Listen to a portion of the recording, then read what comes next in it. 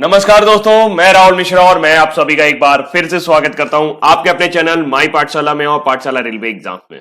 आप सभी सोच रहे होंगे कि आज मैं दिखाई नहीं दे रहा हूं, तो एक्चुअल में कानपुर में लॉकडाउन कर दिया गया है। मेरा एरिया और ऑफिस एरिया दोनों लॉकडाउन है, जिस वजह से आपको जो करंट अफेयर्स है और आपकी जो क्लासेस है वो इसी फॉर्मेट में आपको देखनी पड़ेगी। लेकिन जो आपकी 11 बजे वाली क्लास है वो रेगुलर रहेगी, जो पेड कोर्स की क्लास है वो भी रेगुलर आज से शुरू हो जाएगी। तो एक क्वेश्चन आपकी स्क्रीन पर है कि जोराम मेगा फूड पार्क का उद्घाटन अभी हाल ही में कहां किया गया। तो जोराम मेगा जो फूड पार्क है इसका उद्घाटन कहां किया गया है, मेगा फूड पार्क क्या होते हैं, इसके बारे में थोड़ी सी जानकारी हम लोग जरूर जुटाएंगे। लेकिन वीडियो पे आगे जाने से पहले प्लीज थोड़ा सा वीडियो को शेयर कर दीजिएगा, लाइक जरूर कर दीजिएगा, जैसा कि मैं हर रोज कहता हूं। चलिए चलते हैं आज के करंट अफेयर्स की और देखते हैं कि mega food park Joram mega food park क्या है, इसका उद्घाटन कहां किया गया। वैसे आप जोराम से अंदाजा लगा चुके होंगे कि इसका उद्घाटन कहां किया गया। फिलहाल चलते हैं पहली जानकारी की तरफ, पहले करंट अफेयर्स की ओर। बहुत बढ़िया एक न्यूज आई है आप सभी के लिए, क्योंकि हम सभी किसी ना किसी मामले में किसी ना किसी कंपनी के उपभोक्ता होते हैं। तो कंज्यूमर प्रोटेक्शन एक्ट में बदलाव किया गया है। कंज्यूमर प्रोटेक्शन एक्ट 2019 आ गया है, यानी कि उपभोक्ता संरक्षण अधिनियम 2019 की बात यहां पर की जा रही है और यह नियम आ गया है। इसने रिप्लेस किया है 1986 के अधिनियम को। 1986 के अधिनियम में बहुत सारी कमियां थी, उनके बारे में हम लोग जरूर बात करेंगे। तो हाल फिलहाल जागो ग्राहक जागो को लेकर चलते हैं। भारत में 20 जुलाई से उपभोक्ता संरक्षण अधिनियम को लागू कर दिया गया है और इसने उपभोक्ता संरक्षण अधिनियम 1986 की जगह ली है। इसको राज्यसभा और लोकसभा में, जबकि राष्ट्रपति रामनाथ कोविंद जी ने भी इसको अगस्त 2019 में ही साइन कर दिया था, लेकिन अब जाके ये लागू हो पाया। इसमें नए नियम में क्या होगा इसके बारे में हम लोग बात करते हैं। वैसे इस कानून के लागू होते ही ग्राहकों के हितों की रक्षा के लिए कई नए नियम लागू हो गए हैं। ये नियम पुराने कानून में नहीं थे। इस नए कानून के तहत बड़े नुकसान पर ग्राहक को 5 लाख रुपए का मुआवजा देना होगा और 7 साल की जेल भी हो सकती है। यदि उपभोक्ता की मौत हो जाए तो मुआवजा 10 लाख और 7 साल या आजीवन जेल भी संभव है। नए कानून के दायरे में ई कॉमर्स कंपनियों को भी पहली बार लाया गया है। ई कॉमर्स कंपनियां जैसे कि अमेजन, फ्लिपकार्ट वगैरह, इनको भी ले आए हैं, क्योंकि अभी तक कानूनन इनके ऊपर कोई भी लगाम नहीं की जा सकती थी। इसके अलावा जो सेलिब्रिटी आपके प्रचार करते हैं, सलमान खान, आपके शाहरुख खान, ये जो लोग भी प्रचार करते हैं, उन पर भी 10 लाख रुपए तक का जुर्माना लगाया जा सकता है यदि वो किसी ऐसे भ्रामक प्रचार का हिस्सा बनते हैं जिसमें कंपनी झूठ बोल रही है।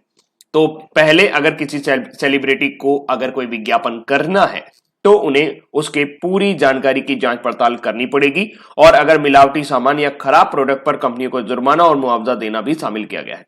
लेकिन ऐसा नहीं है कि आप किसी कंपनी के खिलाफ झूठी शिकायत कर दें। अगर आपने झूठी शिकायत की तो आपके ऊपर भी 50,000 रुपए तक का जुर्माना हो सकता है। आइए थोड़ा सा एक कंपैरिजन स्टडी कर लेते हैं दोनों बिल में क्या है। हिंदी वाले परेशान नहीं होंगे, मैं बिल्कुल प्रॉपर तरीके से बता रहा हूं आपको। यहां पर है आपका कंज्यूमर प्रोटेक्शन एक्ट 1986 और इधर आपको कंज्यूमर प्रोटेक्शन एक्ट 2019, क्योंकि ये 2019 में ही इस पर साइन कर दिए गए थे, इसलिए इस पर 2019 लिखा गया है, लेकिन ये अभी लागू 20 जुलाई से हुआ है। पहली बात तो क्या था कि इसका कोई भी नियामक नहीं है। नियामक नहीं है यानी कि कोई भी रेगुलेटर नहीं था। रेगुलेटर का मतलब ये होता है कि कोई कौन नियम बनाएगा, कौन उनकी जांच करेगा, कौन पड़ताल करेगा। तो इन सभी के लिए पुराने नियम में कोई प्रावधान नहीं था, लेकिन अब यहां पर सीसीपीए के गठन की बातचीत की गई है, यानी कि सेंट्रल कंज्यूमर प्रोटेक्शन अथॉरिटी को फॉर्म किया जाएगा। पहले क्या होता था कि जो भी कंप्लेन फाइल की जाती थी वो कंज्यूमर कोड में की जाती थी और वो उसी कंज्यूमर कोड में की जा सकती थी जहां पर सेलर स्थापित होता था। जैसे मान लीजिए आपने नोएडा की किसी कंपनी से कोई सामान खरीदा, तो आपको जो पैसा देना, आपको जो कोर्ट करना है, जो केस करना है, वो आप नोएडा की ही किसी कंपनी में, नोएडा के ही उपभोक्ता फोरम में कर सकते थे, यहां के उपभोक्ता फोरम में नहीं कर सकते थे। ये बदलाव हुआ है। अब जहां पर दिक्कत हुई है, यानी कि जिसको भी परेशानी महसूस हुई है, कंप्लेंट उसी जगह पे कंप्लेनेंट यानी कि शिकायतकर्ता के एरिया में ये दर्ज होगा। इसके अलावा प्रोडक्ट लायबिलिटी की कोई प्रोविजन नहीं था। प्रोडक्ट अच्छा है बुरा है इसके बारे में कोई प्रोविजन नहीं था और कंज्यूमर को जो था वो सिविल कोर्ट में जाना पड़ता था। अगर प्रोडक्ट की वजह से मान लीजिए कोई दुर्घटना हो गई, मान लीजिए आप स्टेबलाइजर लेके आए और वो आपका खराब हो गया और उसकी वजह से स्पार्किंग वगैरह हो गई, आपको बहुत सारा सामान फूक गया, तो ऐसे में अगर आपको क्लेम लेना होता था तो ये उपभोक्ता फोरम के दायरे में नहीं आता था, इसके लिए आपको सिविल कोर्ट जाना पड़ता था। लेकिन अब क्या होगा, अब यहां पर कंपनसेशन होगा। अगर प्रोडक्ट और सर्विस की वजह से आपको कोई नुकसान होता है तो आप इसे कंपनसेट कर सकते हैं। एक बेहतरीन एग्जांपल मैं आपको बताता हूं। जैसे मान लीजिए मैंने नेट कनेक्शन ले रखा है, मेरी ऑनलाइन क्लासेस के लिए मुझे पे किया जाता है, आप लोगों ने पे कर रखा है, और मैं आपकी क्लासेस नहीं ले पा रहा हूं नेट कनेक्शन की वजह से, तो मुझे मॉनेटरी लॉस हो रहा है ना। मुझे मॉनेटरी लॉस हो रहा है, तो इसके लिए मैं नेट कनेक्शन वाले के ऊपर कुछ भी नहीं कर सकता था पुराने अधिनियम में, लेकिन अब मैं कर सकता हूं। इसके अलावा यहां पर जो था कि कौन सा जुडिशरी देखेगा, कौन सा न्यायालय देखेगा, डिस्ट्रिक्ट लेवल पे देखते थे 20 लाख वाले, अब डिस्ट्रिक्ट लेवल पर देखेंगे 1 करोड़ तक के मामले। स्टेट लेवल यानी राज्य स्तर पर 20 लाख से 1 करोड़ वाले मामले देखे जाते थे, अब देखे जाएंगे 1 करोड़ से 10 करोड़ वाले मामले। नेशनल लेवल पे 1 करोड़ वाले देखे जाते थे, अब देखे जाएंगे 10 करोड़ से ऊपर वाले। तो इस तरीके से एक बड़ा जो है वो बेनिफिट हो जाएगा कि अगर आपने कोई बड़ा सामान खरीदा हुआ है तो आप डिस्ट्रिक्ट लेवल पे भी उसकी कंप्लेन कर सकते हो। ई कॉमर्स कंपनी यानी अमेजन, फ्लिपकार्ट वगैरह अगर आपके साथ कुछ धोखा कर दे तो उनके लिए कोई प्रावधान नहीं था, और अब यहां पर प्रावधान लगा दिया गया है। उनके ऊपर कोई लीगल प्रोविजन नहीं किया जा सकता था, लेकिन अब सारे रूल्स जो थे, जो भी सेलिंग कंपनियां हैं उनके ऊपर ये लागू होंगे। इसके अलावा मीडिएशन अलाउ, यानी कि कोई मध्यस्थता नहीं कर सकता था, कोई भी आदमी आपको और कंपनी के मामलों को सुलझा नहीं सकता था, उसके बीच में मध्यस्थता का यानी कि मीडिएशन का कोई भी अलाउंस नहीं था। लेकिन अब क्या करेगा कि कोर्ट रेफर करेगा सेटलमेंट के लिए कि आपस में कुछ ले दे के मामला सुलझा लो, एक दूसरे को नुकसान हुआ है तो एक दूसरे के मामले को समझ लो। तो हाल फिलहाल ये कंपैरेटिवली स्टडी था, थोड़ा सा इसके ऊपर एक लुक और ले लीजिए क्योंकि काफी इंपॉर्टेंट है, खासकर मेरे जो दोस्त यूपीएससी की तैयारी कर रहे हैं या पीसीएस की तैयारी कर रहे हैं उनके लिए काफी इंपॉर्टेंट रहने वाला है। उपभोक्ता संरक्षण अधिनियम 2019 की मुख्य विशेषताएं। ई कॉमर्स प्लेटफॉर्म को इसके अंदर लाया गया है और प्रत्येक ई कॉमर्स को धन वापसी, वारंटी, गारंटी, विनिमय, वितरण, शिपमेंट, शिकायत निवारण तंत्र, भुगतान के तरीके का भुगतान, साधन, भुगतान के तरीकों की सुरक्षा, शुल्क वापसी के विकल्प सहित संबद्ध वस्तु किस देश की है इसके बारे में जानकारी देनी होगी। ये एक बड़ा पॉइंट है। अभी आपको ये नहीं पता चल पाता था कि आपने जो राउटर खरीदा है या जो कुछ भी आपने खरीदा है वो किस देश का है, लेकिन अब आपको ये पता करना पड़ेगा। मध्यस्थता प्रक्रिया को लेके आए हैं को सरल बनाने के लिए इस नए अधिनियम के तहत मध्यस्थता का एक वैकल्पिक विवाद तंत्र भी प्रदान किया गया है। मध्यस्थता के लिए एक उपभोक्ता आयोग की शिकायत सौंपी जाएगी जहां शुरुआती निपटान की गुंजाइश मौजूद होगी और दोनों पार्टियां इसके लिए सहमत हो जाएंगी, तो उसके बाद कार्यक्रम आगे बढ़ेगा।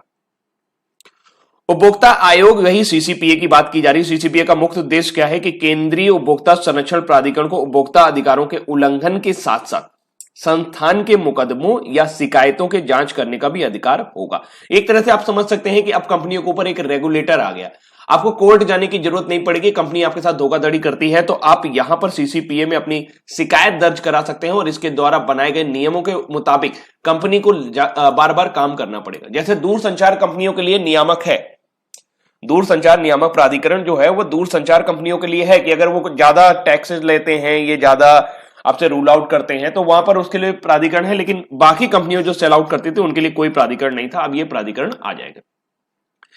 इसके बाद वो कैसे आदेश दे सकता है, अनुचित व्यापार की प्रथाओं को रोकने के आदेश दे सकता है कि भाई ऐसा ना करिए कि आप मोनोपोली मत करिए। असुरक्षित वस्तुओं सेवाओं की वापसी का आदेश दे सकता है। निर्माताओं या प्रकाशकों को भ्रामक विज्ञापनों को समर्थन करने पर जुर्माना भी लगा सकता है। मतलब अब आप ऐसे विज्ञापनों से सावधान रहिए, सावधान भी हो सकते हैं और आप इनके लिए जुर्माना भी लगवा सकते हैं। फेयर एंड लवली लगाइए, गोरे हो जाइए। अगर आप गोरे नहीं होते हैं तो आप जाकर वहां पर फेयर एंड लवली के ऊपर केस कर सकोगे। तो हाल फिलहाल ये बहुत बढ़िया हुआ है, एक अच्छी न्यूज सुबह सुनने को मिली है। अगली जानकारी की तरफ चलते हैं। अगली जानकारी है प्लाज्मा दान अभियान। हम सभी जानते हैं कि मनुष्य के शरीर में रुधिर है, रुधिर का सबसे बड़ा पार्ट प्लाज्मा होता है। केंद्रीय स्वास्थ्य एवं परिवार कल्याण मंत्री डॉक्टर हर्षवर्धन ने दिल्ली स्थित एम्स अस्पताल में प्लाज्मा दान अभियान की शुरुआत की है। एक लाइन इंपॉर्टेंट होगी कि ये कहां पे शुरू हुआ है, तो आपको याद रखना है कि ये आपका दिल्ली में शुरू हुआ है। इसी तरीके का एक अभियान आपको याद आ रहा होगा, वो मैं जरूर बताऊंगा कि कहां हुआ है, लेकिन इस अभियान के सह संयोजक जो है वो दिल्ली पुलिस है। इस दौरान दिल्ली पुलिस कोविड-19 से स्वस्थ हुए 26 पुलिसकर्मियों ने अब स्वेच्छा से अपने प्लाज्मा को दान भी किया। प्लाज्मा थेरेपी जब तक कोई वैक्सीन नहीं आ रही है तब तक प्लाज्मा थेरेपी जो है वो एक बेहद इंपॉर्टेंट विकल्प है कोविड-19 यानी नोवल कोरोना वायरस से बचने के लिए। तो कोई भी व्यक्ति कोविड-19 से जो ठीक हो चुका है और उपचार या होम आइसोलेशन के बाद 28 दिन भी पूरे कर चुका है, तो वो अपना रक्त प्लाज्मा दान कर सकता है। ध्यान देने योग्य बात यह है कि प्लाज्मा दान की प्रक्रिया 1 से 3 घंटे में पूरी हो जाती है और उसी दिन प्लाज्मा को एकत्रित किया जा सकता है। तो इस तरीके से प्लाज्मा थेरेपी के जरिए क्या किया जा सकता है, इलाज ढूंढा जा रहा है। जैसा कि मैं आपको पहले भी बता चुका हूं कि जो व्यक्ति कोविड-19 से ठीक होता है या आप किसी भी बीमारी से ठीक हो गए, तो इसका मतलब यह है कि उस बीमारी से लड़ने की क्षमता आपके अंदर विकसित हो चुकी है। और अगर उस बीमारी से लड़ने की क्षमता आपके अंदर विकसित हो चुकी है, यानी आपके अंदर एंटीबॉडीज डेवलप हो चुके हैं, तो इन एंटीबॉडी जो प्लाज्मा से लड़ने के लिए हमारे काम में आते हैं, अगर हम किसी दूसरे मनुष्य के शरीर में प्रवेश करा दें, तो उसके शरीर में भी प्लाज्मा से लड़ने की क्षमता या कोविड-19 से लड़ने की क्षमता डेवलप हो सकती है, उस रोग से लड़ने की क्षमता डेवलप हो सकती है। तो इसको लेकर कई अभियान चलाए गए, जैसे कि अभी कुछ दिन पहले मैंने आपको बताया था कि महाराष्ट्र सरकार ने लॉन्च किया था प्रोजेक्ट प्लेटिना। प्लेटिना जो है ये world's largest plasma therapy trial था कोविड-19 के लिए। शुरुआत में केवल 500 लोगों के लिए इसको ट्राई किया गया था जो सीरियस कोविड-19 पेशेंट थे। बाद में इसको इंक्रीज किया गया 5000 लोगों तक। सीरियसली पेशेंट जो होंगे उनको अगस्त तक ट्रीटमेंट करने का प्लान है। तो याद रखिएगा, प्लाज्मा दान जो है, प्लाज्मा दान ये दिल्ली का है, जबकि महाराष्ट्र का है प्रोजेक्ट प्लेटिना। तो प्रोजेक्ट प्लेटिना जरूर याद रखिएगा। अगली जानकारी की तरफ चलते हैं। अगली जानकारी, एमपी के गवर्नर काफी समय से अवकाश पर चल रहे थे, लेकिन अभी हाल ही में इनका निधन हो गया। तो मध्य प्रदेश के राज्यपाल लालजी टंडन का 21 जुलाई 2020 को सुबह निधन हो गया। वो 85 साल के थे। लालजी टंडन बीते कई दिनों से बीमार चल रहे थे। उनका इलाज लखनऊ में चल रहा था। लालजी टंडन को 11 जून को स्वास्थ्य संबंधी समस्याओं के बाद लखनऊ के एक अस्पताल में भर्ती किया गया था।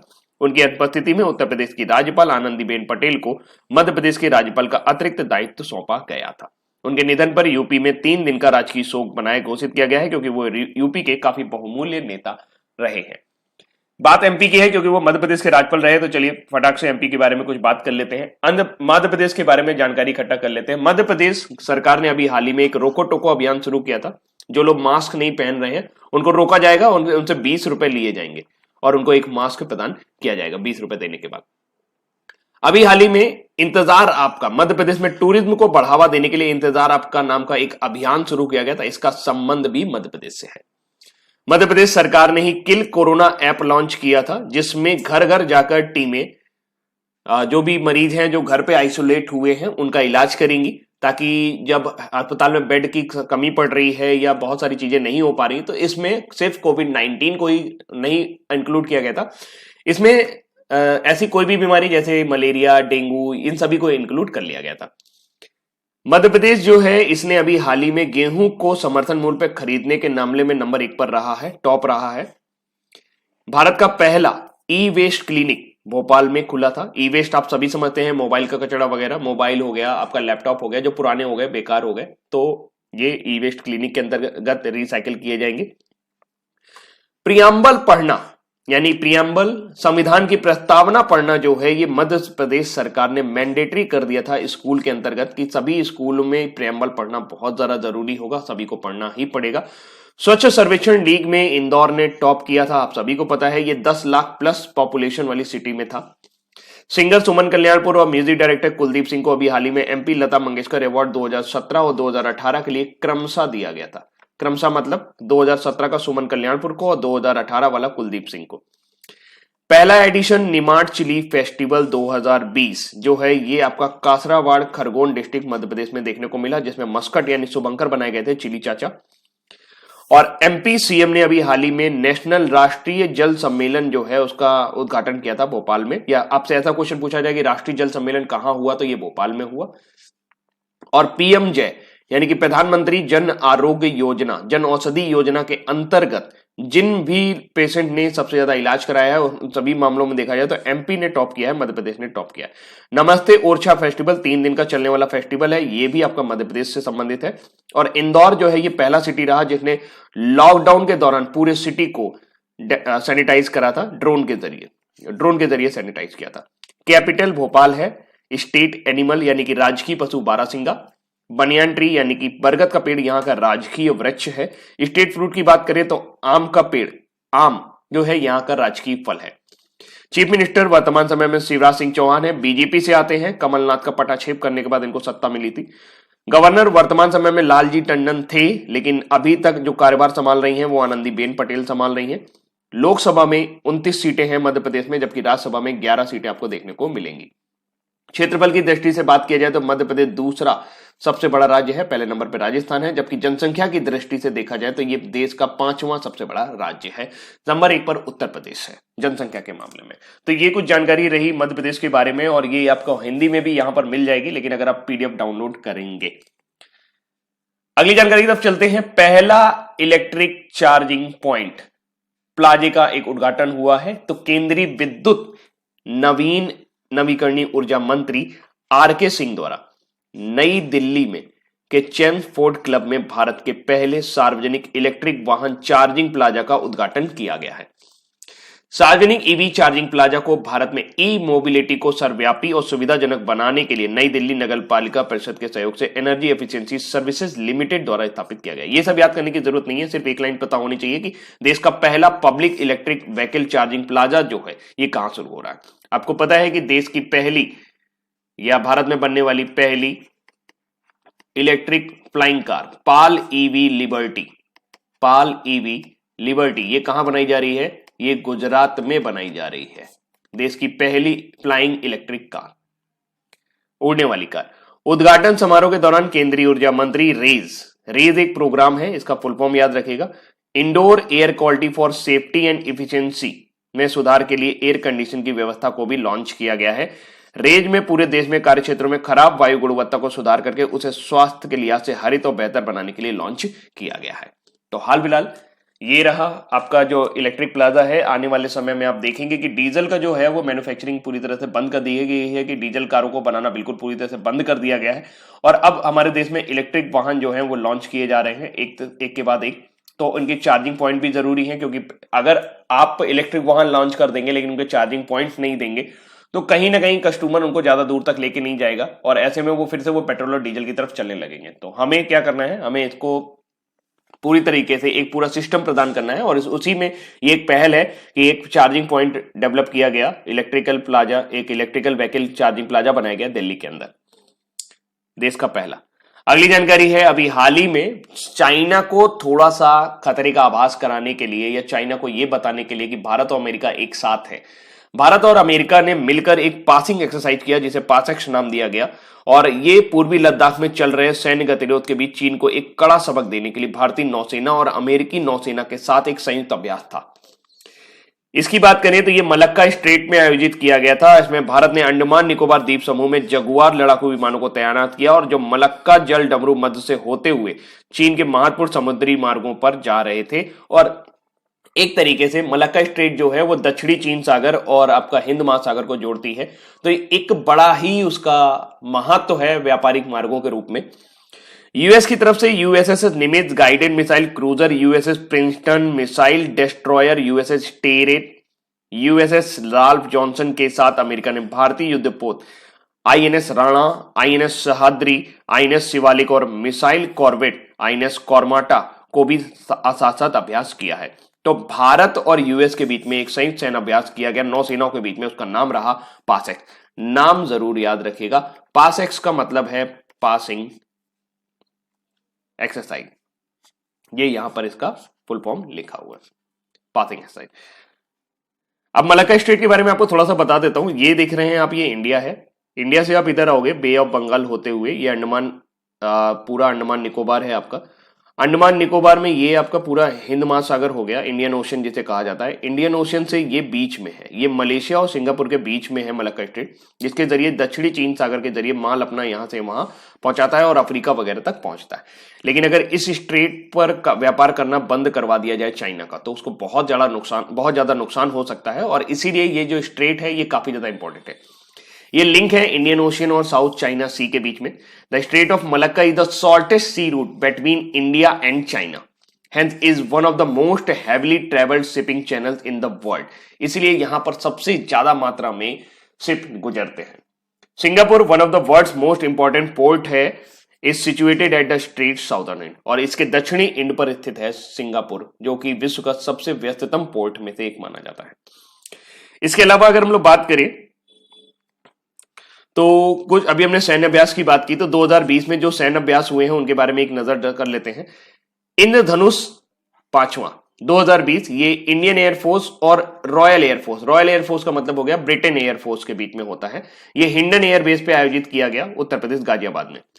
अजय वॉरियर जो होता है ये इंडिया और यूनाइटेड किंगडम के बीच में होने वाला मिलिट्री एक्सरसाइज है और ये यूनाइटेड किंगडम में आयोजित किया गया था। डेफ एक्सपो ये 11th एडिशन आपको देखने को मिला लखनऊ में। सहयोग कैजिन जो है ये इंडिया और जापान के बीच में आयोजित किया गया चेन्नई में। मिलन होना था विशाखापट्टनम में, बट कोविड-19 की वजह से इसको निरस्त कर दिया गया, इस बार ये नहीं हो पाया। वैसे ये अंडमान निकोबार में होता है, लेकिन इस बार ये विशाखापट्टनम में होना था, आंध्र प्रदेश के विशाखापट्टनम में। इसके अलावा बिम्स्टेक देशों के बीच में एक आपदा प्रबंधन एक्सरसाइज हुई, जिसमें इंडिया, बांग्लादेश, नेपाल, श्रीलंका और म्यांमार ने भाग लिया। ये पूरी उड़ीसा में देखने को मिली थी, भुवनेश्वर में। संप्रीति 9 इंडिया और बांग्लादेश के बीच में हुआ, उमरोई मेघालय इंडिया में। तो ये आपके कुछ 2020 के इंपॉर्टेंट जो आपके मिलिट्री एक्सरसाइजेस थे उनके बारे में हम लोग यहां पर चर्चा कर चुके हैं। और ये आपको जरूर पता होना चाहिए कि नाम से जरूर पता होना चाहिए कि कौन सा किसके देश में होता, किसके बीच में होता है। अगली जानकारी है मेगा फूड पार्क। ये इंपॉर्टेंट क्वेश्चन जो आपकी स्क्रीन पर था उसका हम आंसर यहां पर कर पाएंगे। तो ये जो जोराम मेगा फूड पार्क है ये मिजोरम में खोला गया है।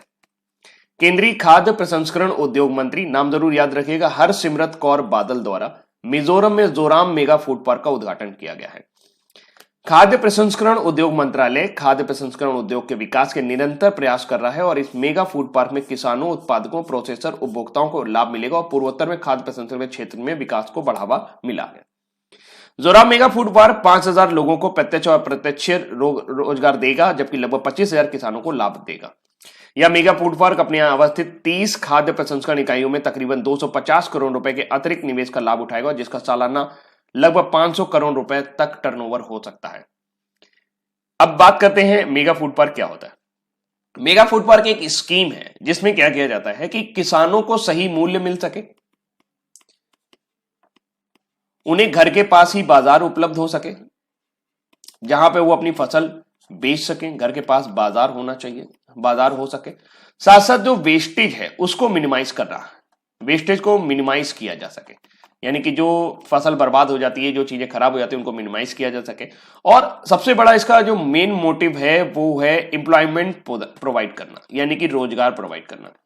इसमें क्या होता है, सीसी यानी कि कलेक्शन सेंटर्स होते हैं जो फार्मर्स ग्रुप से या जो महिलाओं के स्वयं सहायता समूह होते हैं या जो इंडिविजुअल फार्मर्स होते हैं उनसे एक रॉ मटेरियल कलेक्ट करते हैं। इन रॉ मटेरियल को प्राइमरी प्रोसेसिंग सेंटर में डाला जाता है। प्राइमरी प्रोसेसिंग सेंटर्स में क्या क्या होता है, वहां पे जैसे मान लीजिए कोई फसल है तो उसको सुरक्षित रखा जाएगा, प्री कूलिंग की जाएगी, फिर उसकी ग्रेडिंग की जाएगी। मतलब कि अच्छा चना, मान लीजिए चने का एक फसल के ऊपर काम कर ले तो चना, अच्छा चना अलग किया जाएगा, थोड़ा सा खराब वाला अलग किया जाएगा, थोड़ा सा और डिग्रेड किया जाएगा। इस तरीके से उसकी सॉर्टिंग वगैरह होता है, ये प्राइमरी प्रोसेसिंग सेंटर में किया जाता है। और ये प्राइमरी प्रोसेसिंग सेंटर के बाद ये माल पूरा मेगा फूड पार्क में जाता है। मेगा फूड पार्क को ही कहा जाता है सेंट्रल प्रोसेसिंग सेंटर, जहां पे वो उसे ग्लोबल यानी कि एक्सपोर्ट करने लायक बनाते हैं। क्योंकि पैकिंग बहुत मैटर करती है। अगर पैकिंग अच्छी है तो आपको लगेगा कि हाँ प्रोडक्ट भी अच्छा है। तो यहां पर इसके ऊपर किसानों को इतना नहीं समझ होता है, तो इसकी वजह से ये उनको देते रहते हैं पैसा वगैरह। और यहां पर ये कलेक्शन सेंटर पे पहुंचने के बाद ये वैल्यू एडेड प्रोडक्ट होते हैं, यानी कि अगर मान लीजिए उनमें कुछ और प्रोसेसिंग करनी है तो उन्हें वैल्यू एडेड प्रोडक्ट बनाते हैं। या जैसे मान लीजिए सीधे सीधे सब्जी वगैरह है तो वो फ्रेश प्रोडक्ट होते हैं, तो उन्हें डोमेस्टिक रिटेल सेक्टर में बेच देते हैं, यानी कि आसपास के जो बाजार होते हैं वहां भेज दिया जाता है। नहीं तो जो वैल्यू एडेड प्रोडक्ट हैं जिन पर कुछ काम किया गया है उन्हें डोमेस्टिक सेल्स में भी बेचते हैं, एक्सपोर्टर को भी बेचते हैं, इंपोर्ट करते हैं। तो यहाँ पे पूरा साइकिल है। तो ये पूरा एक फूड पार्क का जो है वो मॉडल था। देश का पहला फूड पार्क याद रखिएगा आंध्र प्रदेश में खोला गया था। श्रीनी मेगा फूड पार्क नाम था, चित्तूर में इसे खोला गया था।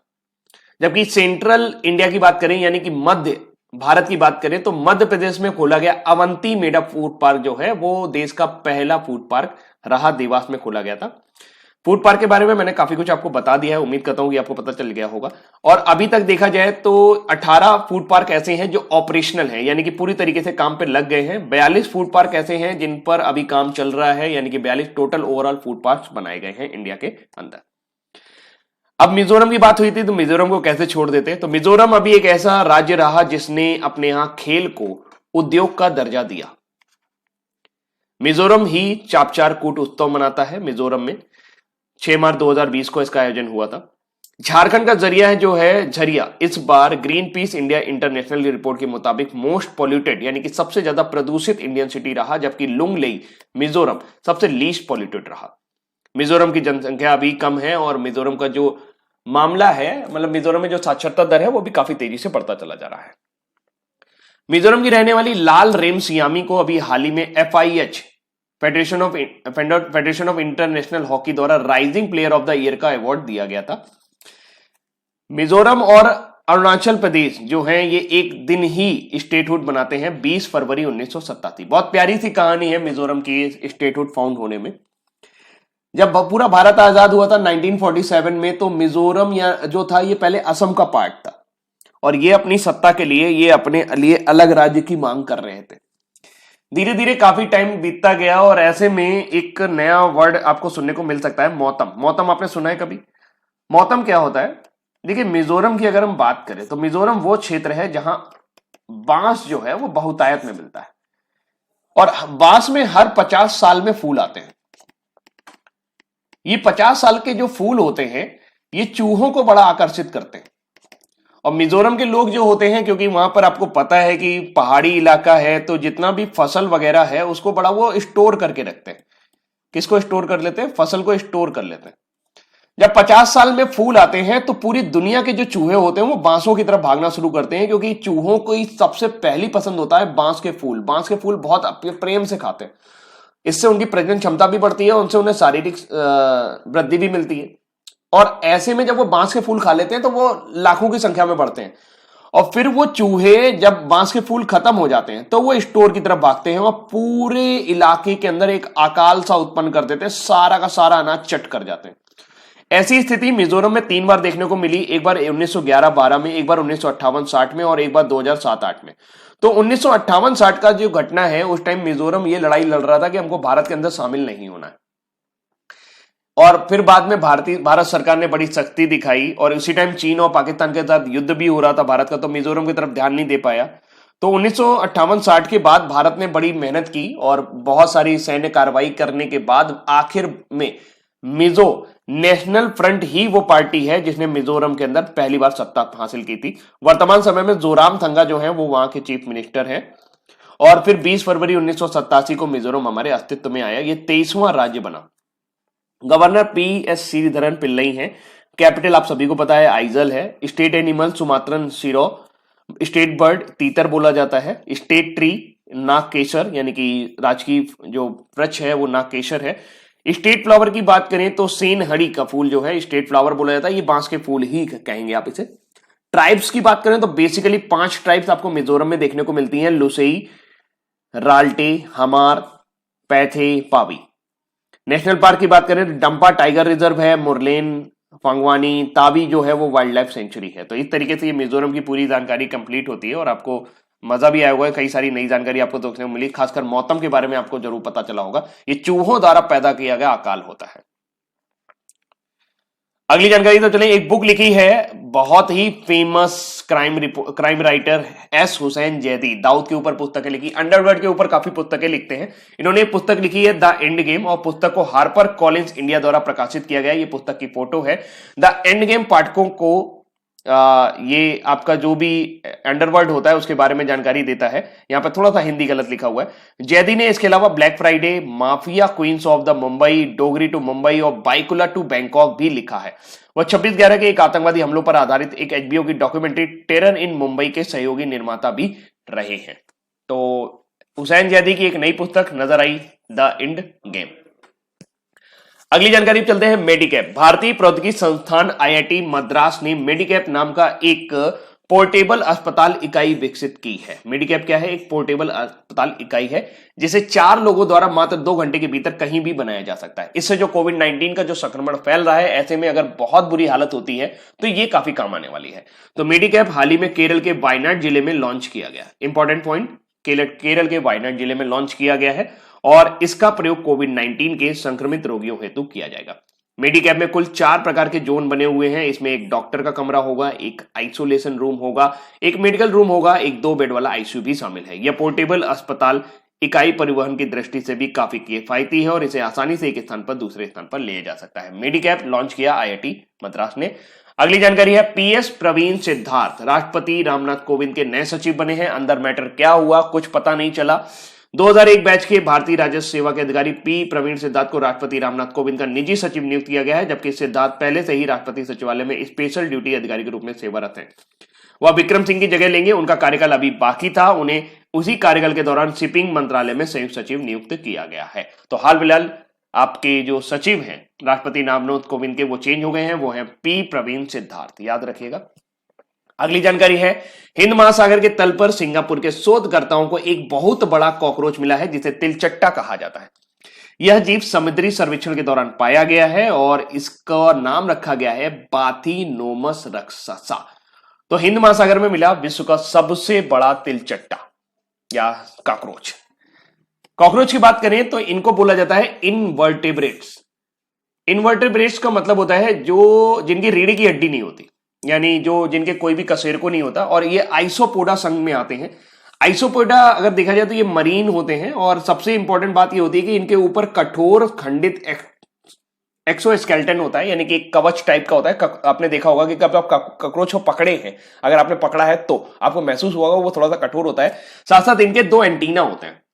वक्ष पर 7 जोड़े पैर होते हैं, 7 जोड़े पैर मतलब 14 पैर मिलेंगे आपको, और 5 शाखाओं वाले उपांग होते हैं। ये आइसोपोडा के अंतर्गत आते हैं और इन्हें संधिपात के अंतर्गत उच्च वर्गीकरण अगर देखा जाए तो इनका माला कोस्ट्राकंस में किया जाता है। बड़े अजीब अजीब नाम होते हैं।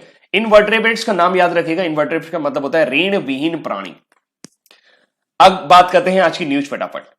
अगर आप Amazon, Flipkart, Facebook, Gmail, Tinder जैसे बड़े बड़े ऐप इस्तेमाल कर रहे हैं तो आप कहोगे सर ऐसा कौन है जो ये इस्तेमाल नहीं कर रहा? सभी कर रहे हैं। तो आपको सावधान हो जाना चाहिए ब्लैक रॉक एंड्रॉइड मेलवेयर से। मालवेयर एक तरह का वायरस है। हाल ही में थ्रेट फैब्रिक नामक एक निजी कंपनी ने एंड्रॉइड फोन उपयोगकर्ताओं के लिए ब्लैक रैक नाम के एक एंड्रॉइड मालवेयर से संबंधित चेतावनी जारी की है, जो कि मोबाइल फोन उपयोगकर्ताओं को संवेदनशील जानकारी सुनाने में सक्षम है। इस मेलवेयर की जानकारी जारी सूचना के मुताबिक ये लगभग 377 स्मार्टफोन एप्लीकेशन से पासवर्ड निकाल सकता है और क्रेडिट कार्ड संबंधित संवेदनशील जानकारी प्राप्त कर सकता है। सबसे बड़ी बात यह है कि ये कोई नया मेलवेयर नहीं है, बल्कि यह जेरस मेलवेयर के लीक हुए सोर्स कोड पर आधारित है। कुछ समय पहले जेरस मेलवेयर ने दुनिया में हाहाकार मचाया था और सभी एंड्रॉइड फोन के ऊपर खतरा मंडाने लगा था। ब्लैक रॉक एक अन्य एंड्रॉइड बैंकिंग मेलवेयर से बीच एक सबसे बड़ा अंतर यह है कि यह पहले से मौजूद सभी मेलवेयर की तुलना में अधिक ऐप्स को लक्षित कर सकता है। और सबसे इंपॉर्टेंट बात यह है कि अगर आप कोई एंटीवायरस भी डाउनलोड करोगे तो यह एंटीवायरस को भी लड़ सकता है और एंटीवायरस को वापस ये होम स्क्रीन पर डायरेक्ट कर देता है, जिसकी वजह से ये पकड़ में नहीं आ रहा। तो आपको थोड़ा सा सावधान रहना है। सावधान क्या रह सकते हैं? गूगल प्ले स्टोर से अपने ऐप डाउनलोड करिए, किसी ट्रस्टेड वेबसाइट से डाउनलोड करिए, क्रैक वर्जन ना डाउनलोड करें तो ज्यादा बेटर रहेगा। अगली जानकारी, T20 वर्ल्ड कप स्थगित हो गया है, ये नहीं होगा। तो अंतरराष्ट्रीय क्रिकेट परिषद आईसीसी ने ऑस्ट्रेलिया में होने वाला T20 विश्व कप कोरोना 19 यानी कोविड-19 की महामारी के कारण 20 जुलाई 2020 को स्थगित कर दिया। आईसीसी ने दुनिया में कोरोना वायरस के बढ़ते प्रकोप को देखते हुए ये बड़ा फैसला लिया है। ऑस्ट्रेलिया में होने वाले T20 वर्ल्ड कप को अगले साल तक के लिए रद्द किया गया है। आईसीसी जो है ये अक्टूबर-नवंबर में आयोजित किया जाएगा। T20 वर्ल्ड कप अब ये अक्टूबर-नवंबर में अभी आयोजित हो जाता तो इससे हमें क्या फायदा हुआ कि आईपीएल को एक विंडो मिल गई है। अब आईपीएल हमें अब देखने को मिल सकता है अक्टूबर-नवंबर के दौरान खाली स्टेडियम में। तो बीसीसीआई को आईपीएल 2020 के लिए एक आयोजन विंडो मिल गई है, अदरवाइज उसे आईपीएल के लिए कोई टाइमिंग नहीं मिल रही थी। आईसीसी से याद आया है, ये जो तस्वीर आप देख पा रहे हैं इनका नाम है इमरान ख्वाजा। अभी हाल ही में शशांक मनोहर जी का कार्यकाल पूरा हो गया, वो आईसीसी से चले गए हैं और अब उनकी जगह पर इंटरिम आईसीसी चेयरमैन बने हैं इमरान ख्वाजा। ये न्यूज मैंने आपको कुछ दिन पहले भी बताई थी, ये आपको जरूर याद होना चाहिए, दोबारा से रिवाइड करा रहा हूं आपको। अब बारी है आज के हमारे वन लाइनर की। भारत के राष्ट्रपति रामनाथ कोविंद के निजी सचिव के रूप में किसे नियुक्त किया गया है? प्रवीण सिद्धार्थ को। सुपर जॉइंट आइसोपॉड प्रजाति का नाम क्या है जो एक समुद्री सर्वेक्षण के दौरान पाया गया है, जिसे पाया गया कि दुनिया का सबसे बड़ा कॉकरोच है, तो उसका नाम रखा गया है बथिनोमस रक्ससा। पासेक्स यानी कि पासिंग एक्सरसाइज भारत और किस देश के बीच हुई? अमेरिका के बीच। जोराम मेगा फूड पार्क का उद्घाटन कहां किया गया है? मिजोरम में। और आईआईटी मद्रास ने बनाया है मेडिकैप। डॉक्टर हर्षवर्धन ने प्लाज्मा दान अभियान की शुरुआत कहां से की है? दिल्ली स्थित एम्स से उन्होंने इसकी शुरुआत की है। लालजी टंडन किस पार्टी के सदस्य थे? वो बीजेपी के सदस्य थे। अभी हाल ही में उनका देहांत हो गया। आरके सिंह द्वारा भारत के पहले सार्वजनिक इलेक्ट्रिक वाहन चार्जिंग प्लाजा का उद्घाटन कहां किया गया है? दिल्ली के चेल्मसफोर्ड क्लब में। उपभोक्ता संरक्षण अधिनियम के तहत भ्रामक विज्ञापन करने वाली सेलिब्रिटी को कितना जुर्माना देना पड़ सकता है? 10 लाख रुपए तक। उपन्यास द एंड गेम, जो कि अंडरवर्ल्ड पर लिखी गई है, राजनीति, विश्वासघात और अकल्पनीय आतंक पर आधारित है। इस उपन्यास के लेखक कौन है? एस हुसैन जेदी। अब बारी है आज के हमारे क्विज की। सुपर जॉइंट इसोपॉड, आइसोपॉड होना चाहिए इसे, प्रजाति का नाम क्या है जो कि अभी हाल ही में दुनिया का सबसे बड़ा तिलचट्टा पाया गया? तो उसका नाम है बथिनोमस रक्ससा। पासेक्स एक्सरसाइज भारत और किस देश के बीच में शुरू की गई है? भारत और US. Joram mega food park का उद्घाटन कहां किया गया? मिजोरम।